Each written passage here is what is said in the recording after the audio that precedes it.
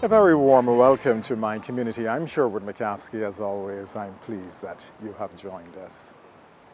40 years of culture, comedy and commentary as we continue our journey through the remarkable story of Laff-It-Off. By now, Laff-It-Off has truly taken off, firmly establishing itself as a groundbreaking form of community theatre here in Barbados. This new tradition has taken root in the hearts of Barbadians, captivating audiences with its unique blend of comedy, culture, and social commentary. As expected, comparisons are being drawn between Laff-It-Off and other theatrical productions on the island. Yet, what sets Laff-It-Off apart is its ability to resonate with everyday experiences of its audiences, making it a production unlike any other. Perhaps most significantly, Laff-It-Off has found its place as a cherished part of the Barbadian celebration of Christmas, a time when families and friends come together to share joy and laughter. With this, it's clear that Laff-It-Off is no longer just a production. It's a cultural phenomenon woven into the festive fabric of Barbadian life.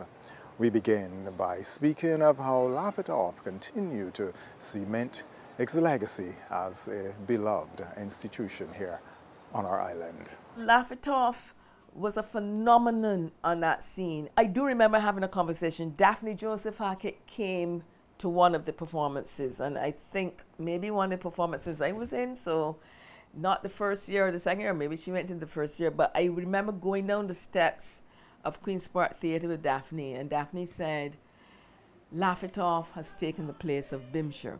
Now, Bimshire was a Christmas show with fantastic singers. I mean, some of the quartets, like the 4 quartets were in that, and they performed in Combermere. And I do remember being taken as a wee child, must have been 7 or 8, to see Bimshire. I mean, Bimshire happened in the 60s into the 70s. But she spotted it. She says Laff-It-Off has taken the Christmas spot of Bimshire. I thanked her. I remembered it. I didn't have a clue what she meant, but I do now. So I do not know when Bimshire stopped and when Laff-It-Off began. That is some history that perhaps you can do as well as me. But then it really did. Laff-It-Off became the Christmas spot. We would start in November. There'd be full performances 4 times a week. All November, all December, into January, into February, sometimes into March. And then there was a moment then we moved from Queen's Park Theatre and then moved into the Steel Shed.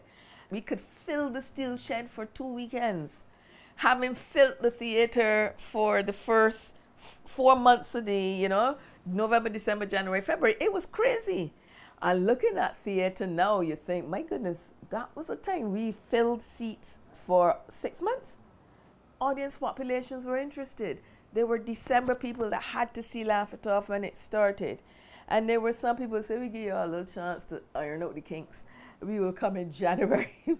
Also, we were known, and we had several elections in those years. And I was talking to John Walker about it the other day. After so many years, when it came to September, we were taking note, almost like journalists. We're going to use this, we're going to use this, we're going to turn this into a joke, we turn this into a Lord help any politician. Sometimes the audience can see what the jokes were, what did we make of this, yeah? I also was a director when Peter Allen came up with The Voice. A vote for me. It was an election time, and as I said, everybody, tells certain things about them. Tom was saying, man, it'd be nice if we could get somebody to do me a... He starts rubbing down, oh, that would be sweet, that would be sweet. I didn't say a word, I just, and yeah, boy, that would be real nice, man. Well, but who we could get to do that and so on and on. I said, well, first of all, I don't know if that person, the voice could last the whole run because she speaks very. All of a sudden, I dropped my voice, and Tom said, "You." I said, "Oh my goodness," you know. But as I told you, people have tells. So that year, she was saying, I think it was a vote for me. Ian Eswick and the producers used that as the advertisement on television. Peter going, a vote for me, and everybody coming to Laff-It-Off to see it. I remember the night I had on her glasses because we went hunting around looking for glasses. And I had my hair at the time done like her hair. And the place erupted. And I moved up to the podium, and all of a sudden you hear the people in the audience going, shh, shh, shh, shh, shh, shh. Because this is the first time we're doing it. So, you know, nobody knows. Because people will come to the show, they tell everybody what happened. But nobody had seen it yet, because this is the first. So they were like, shh, shh, shh, shh, shh.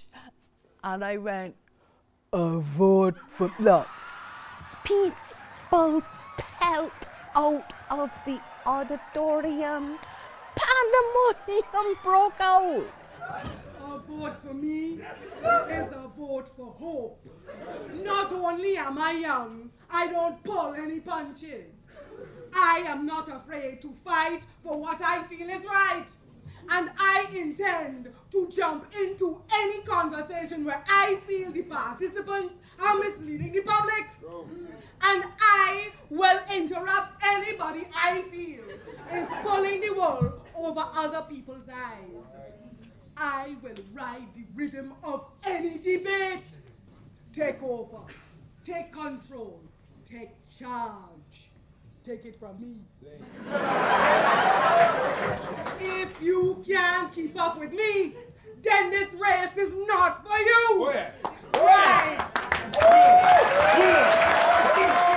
But what was crazier was, because I was director, I sat in the audience with the Governor General, the then Minister of Education and Culture, Minister Motley. Her mother was at the back. And so that's a long line. And when Peter came on and started, everybody just laughed as she did cross. She tapped me and said, I will make sure that I see every single Laff-It-Off script from now on. Because Minister Motley at the time was our lawyer for many years, and then stopped because she was going into politics, she couldn't be. But I do remember her laughing. I also remember the screaming from the back because Amor, her mom, was having fun. And apparently came several times to see it again. When this a joke for me and the audience, because the minister was in the audience, everybody's looking down to see how is she reacting. And she laughed, but that was the genius of Peter Allen. She was able to find that voice. And I remember I did tell her many, many years later, I said, if ever I offend, let me know and I'll stop. Because respect you, yeah? Because we've never, yeah, we've gone to the line, to the wire, but we've never disrespected, ever. And I always said, if ever I've offended you, let me know. I'll stop. Well, she even said to me once, listen, when I get tired, I could give you a call to do that. So she took it in her stride. Peter Allen reflecting on how our current Prime Minister, Mayor Amor Motley, responded to her impersonation. Well, every dramatist understands the importance of dedicating sufficient time to preparation, rehearsal, and embodying the perfect character to deliver a compelling performance.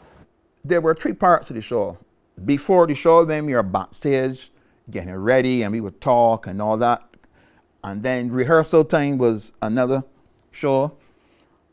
The show, and before the show, we would always say a prayer. We would huddle, and we would say a prayer. And that was very important, right? So when you're backstage, you're preparing, one of the things you do is you have to build that character, because many times the person you're playing on stage, the character is distinctly different from who you are. So you have to prepare. So some of us prepare differently. Some of us, I know that there are people who go quiet. There's some who would pray. There's some who would eat, you know, different processes.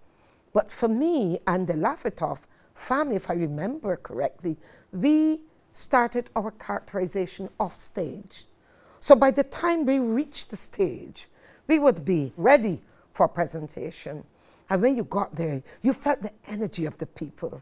So when we saw our audience, and when our audience responded to us, they feed us. We feed them and they feed us. And the energy is magnetic. So it really is a beautiful experience.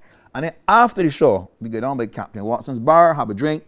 Sometimes we end up going in Boxers Road, Big Star, and eat some food. Because you have to come down, because when you are so highly charged, you got to come down. So then you go there with your stomach hurting, and from the time you go on stage, you become that character. And then when the show done, you have to stay backstage at least half hour to get back into John Walker again. Sounds a little strange, but and then you got to come down further. You go in the bar, and then you go somewhere and relax. And when you get home, you can't sleep. But one of the things that stood out, coming on to last night, when we started to prank each other. Laff-It-Off was not a traditional player, so therefore you can take some risk, right? So if you have something to drink, I advise you don't drink it, because especially if you are with some wicked people, they might spike it with real alcohol, or they might pepper whatever it is you're supposed to be eating or drinking. And that was the group that Laff-It-Off was. The bar would literally start with real rum. Honestly start with real rum. I remember Mr. Eswick and Margarita, the stage manager, packed real rum. And then gradually, if you went to that bottle, those bottles were full of water, because the cast and crew would slowly but surely drink out this rum. So it would be lots of colored brown water. But then what they were supposed to serve, if you were drinking rum on stage, like Thompson was continuously drinking on stage. You know, he was Lemuel was drunk, always drunk. It's that sometimes they will put real rum on stage, and on the last night, you can be guaranteed that if you had to drink anything, it was going to be super alcoholic. So all, you know, 4 months, 5 months, you've drank water, and you pretended to be drunk. But on the last night, it's highly possible you're going to be very, very drunk, because you have to drink this thing, and there'll be loads of rum. The Godly band, the Smith Recipe, so he was famous for. He said, "Look, Sherwood, man, look, we can mess up Shadi tonight, man. We can do da-da-da-da-da-da-da." But you don't know that he planning with Shadi at YouTube. So Randall was like a triple agent, right? Over the years, the audiences learned to come to the show on the last night. Not for the show, but to see what pranks there were. All kinds of things would fall from the roof. I remember Peter Allen and John Walker. John was playing Sandyford, and Peter was playing Rosemary. And Rosemary would come on and powder Sandyford's face, and there would be lines, and people would laugh because they would figure out this is Sandyford and this is Rosemary. And she would leave, and then he would deliver the line. Unfortunately, our former Prime Minister talked about this ship of state is ready for takeoff. And you don't say those things around Laff-It-Off. And you don't say those things around John Walker, because John Walker then made it a whole moment. But the last night, Peter came on with the powder, but unbeknownst to John and us, we didn't know, the powder puff was completely filled with white powder. Poof, poof. White powder was everywhere. John couldn't deliver a line because he's completely covered in white powder. We're on stage practically laughing our heads off because it was so funny. But he still got the ship of state is ready for takeoff, but it was one of the funniest moments ever. So on the last night, we would play pranks on each other. That was another thing that we were. And the thing is, the show would still go on. We would still deliver the lines. It is the process of delivering it, and you would see something, to do something here, to do something here, to do something here, you know? The very last night, you don't know what is going to happen, right? You come on stage and people look at you smiling, and then there were times when we had to open a script and read something, and then when you think that is something, it is something else, right? It helps you as the actor in space to have the discipline. You see that's not what's there, but then you still perform what you're supposed to perform. And some of the audience over time will know. They know that, okay, this is next, you can see some pranks going on, right? Dr. Marcia Burrows, who played the part of Nucina, shares insights into her experiences as director of Laff-It-Off, shedding light on what it's like to work within this iconic production. I took time from Laff-It-Off, and I went and did my master's for a year, and I came back, and to my surprise, I was re-offered my spot on Laff-It-Off. So I was here for 2 years before I went to do my PhD. And in those 2 years, I was invited to direct Laff-It-Off. And I know that I wrote in my notes that it's like working in a zoo. Being on that side of the stage was interesting because there was so much creativity. We looked at the national issues, the regional issues, international issues, and we brought it to the people, but we brought it in a way that they could see and they could laugh. It was a perspective, it was a way that allowed people to have fun, yet face the reality of whatever it is we were presenting. And it was based on perhaps a style called commedia dell'arte, where satire became the through line of Laff-It-Off's production, where a comic look is taken at what is happening in society. And obviously the politics became perhaps the hallmark. When Tom Adams died, many of us happened to be listening to the call-in program. And I remember this woman called in. And when she called in to say, we didn't know that she was not a fan of Tom Adams, but she called in and she said, you know, I'm calling here because I really want to say that, you know, I heard that he died, and I really want to tell you from the bottom of my heart that I'm sorry they didn't dead ever since. And I mean, it was a sad, but look, I laughed, I never stopped laughing.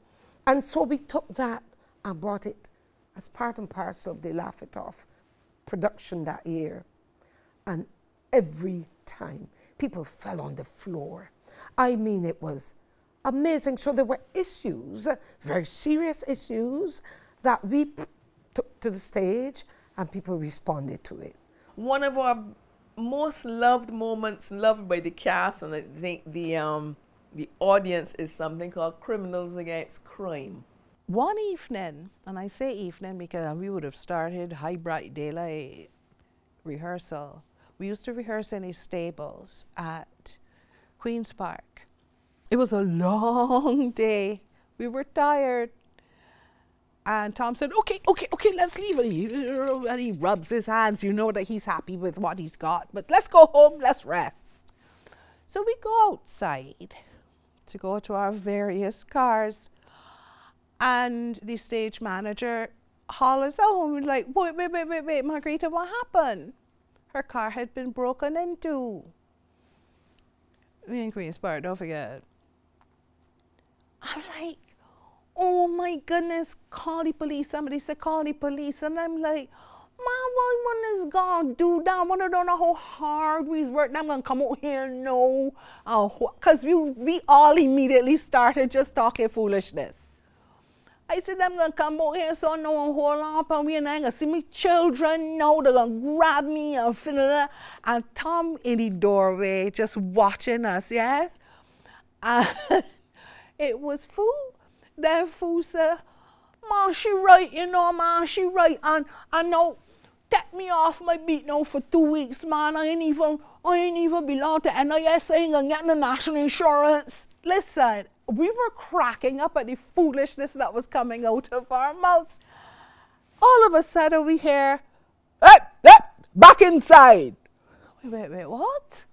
I'm back inside, and all the crap that we'd been talking about, my life for hard, for a criminal in Barbados, blah, blah, blah, became one of our audience favorites, called Criminals Against Crime. From the man Marty Brecky had trying to break in a woman's house. He did lay up in the Queen Elizabeth Hospital for 3 months. He ain't get nothing from National Insurance. It's terrible. Namaste, I just came from visiting Garfield. He up in hospital. He in there with a stroke. What? You know, it's the last thing that sang he off. He did try and break in the car and shirt and wrote no Namaste, he soaked his car. And my boy moved up close to the window. All of a sudden, he hears step away from the car. So what, he get killed? No. He looked both right, but he ain't seen nobody.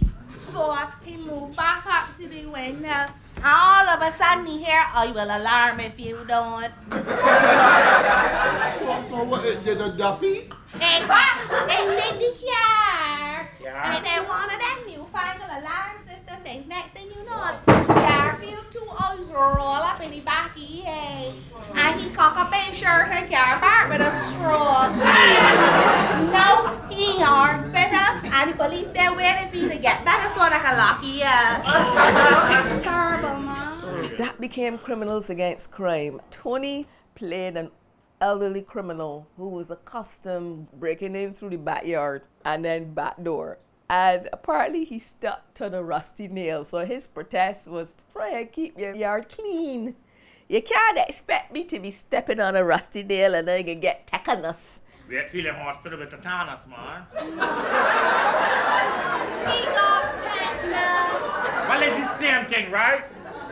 Man went stepping over pale lane and step on a piece of rusty galvanized. How many people should have clean, galvanized, new galvanized on the place? Keep on the place clean, man. Only man got tetanus on the Then they'll have the story about he went to teeth, go in the back of the house, step in a cesspool and mosquitoes bite me and give me dengue. They should have a law against that. The law against, they should clean run the place and make sure that we don't get dengue. He would call it dengue. Marty stepped in a pool of water the other night in a woman's backyard. And if you see the mosquitoes that fly up and bite the man, so he won't sit with the dengue. And he ain't gonna be able to take for weeks. This is too nasty, man. Sean's complaint was that the televisions were getting bigger. He was a burglar who used to steal televisions. But these things getting so big now, it's not easy. That reminds me, right? Remember years ago, right? A man would see a window half open, right? The man would just ease inside the house. Carry a few small things, no? Little jewelry, bit of sweet bread, and a small TV. I'm out, right? But nowadays, people got big surround sound system. 92-inch TV! Man try to lift up that to TV. Hurt back. This TV thing becoming a health hazard, man. John said, you know, y'all trying to break my back. All I try to do is steal the television and the real thing. I was a cat burglar. And I was very much into my cat burglar outfit, but I bought a pair of new sneakers. Not knowing that as I climb up the wall, my sneakers have these lights in them and you can see me blinking. So I get caught because you can see everybody can see me trying to break into the house. Check what happened to the other day. My nephew sent me a pair of them brand name brass sneakers, right? Climb the walls with them thing at night, right? Correct. and I did climb in this wall. The idiot ain't tell me that he thinks got these pretty flashing lights. Next thing you know, I get hold. Thompson was a stupid burglar. Thompson decided he can go at night, crawl in to this place and steal. And he succeeded, he got in. And so everybody said, what was your problem? He broke into Oyston's police station. Another thing too, you know, you will have a weapon or something, so but you just carry long and carry out there, you know, to hurt nobody, you just have it, you know. Secure man. Make sure I have a idea the there, right? Check this. I guess myself up there Archall is in there, right? They ain't got no Archall is in there. Man, you was an Archall St. Thomas, man. Listen, I don't rightfully care, I was lost, right?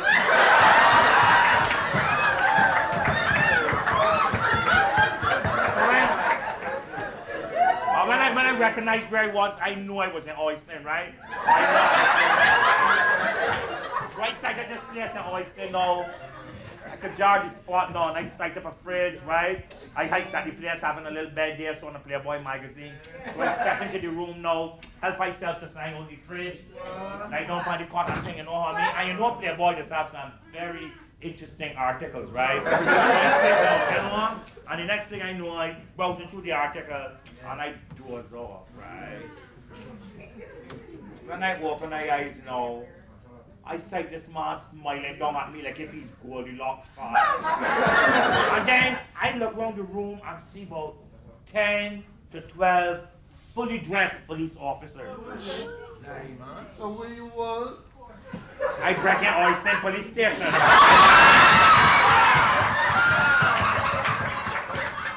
Every week we would add more. I remember Mr. S would come and say, tonight it was too long. But we were having fun.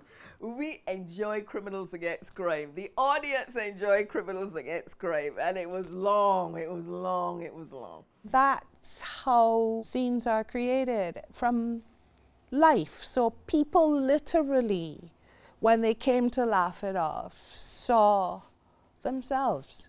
To me, it was intelligent theater because you had to understand the underlying meanings.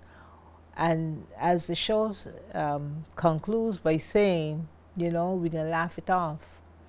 Whatever happened, you know, we will laugh it off. And that is exactly what Barbadians have been doing for the last 40 years, enjoying Laff-It-Off. 40 years of culture, comedy, and commentary. I'm Sherwood McCaskey. This has been My Community.